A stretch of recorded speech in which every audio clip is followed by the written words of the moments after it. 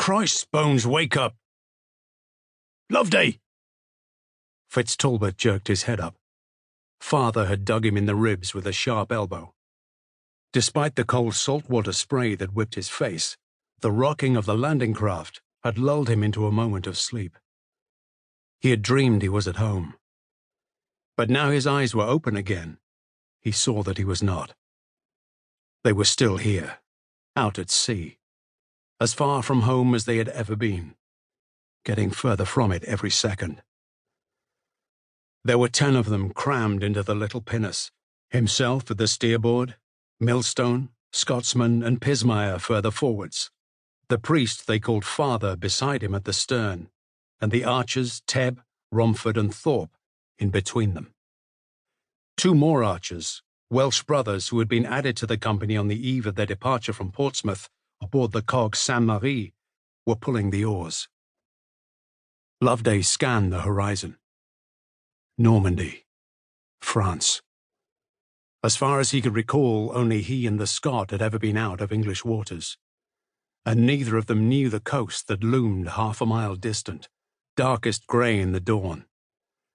What was more, their orders aboard the Saint-Marie, handed down from Sir Robert Lestrange, were troublingly vague.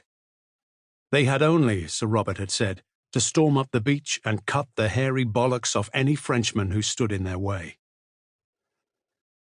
When Loveday had asked what Sir Robert and the great lords and the king above him knew as to how many Frenchmen might be minding the beach, with crossbows cocked and lances couched and their bollocks unsevered and hoping to keep them so, Sir Robert had waved airily at him and told him there would be plenty enough to make good sport. He said he had this directly from the Marshal of the Army, Lord Warwick, who had it from King Edward himself.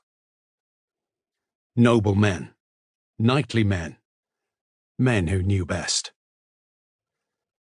If I had wanted good sport, thought Loveday, I would have stayed home in Essex, playing dice in the inn near Colchester, and paying a penny to lay my head of a night between the thighs of Gilda, the alewife's girl.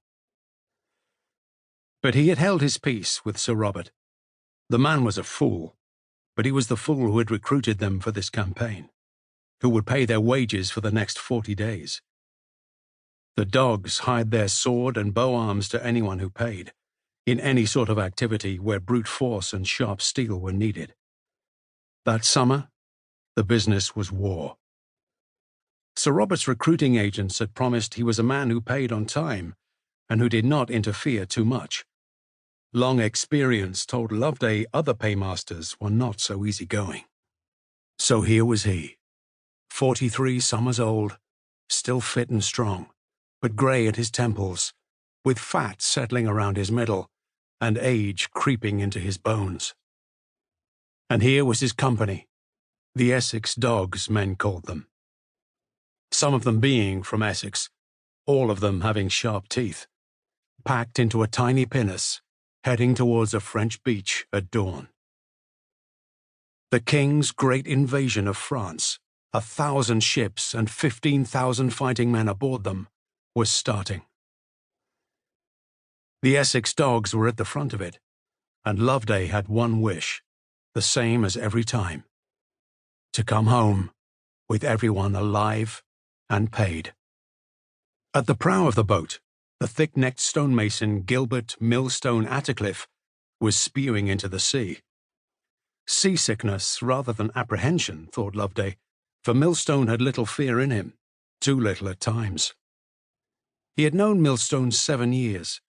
7 years since the heavy-handed, softly-spoken Kentishman had cracked the skull of a foreman on the floor of Rochester Cathedral to settle a dispute about the construction of the new spire, and quit masonry for freebooting and fighting.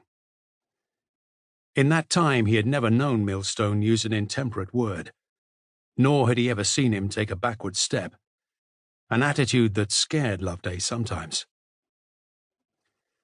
But this was the least of his worries now. As the Welshman hauled the oars and Loveday tried to position the bow of the landing craft to ride the tide into the beach, he could feel a strong current was pulling them hard north, towards the highest point on the bluff. If I were organising the defence, that's where I'd put the crossbowmen.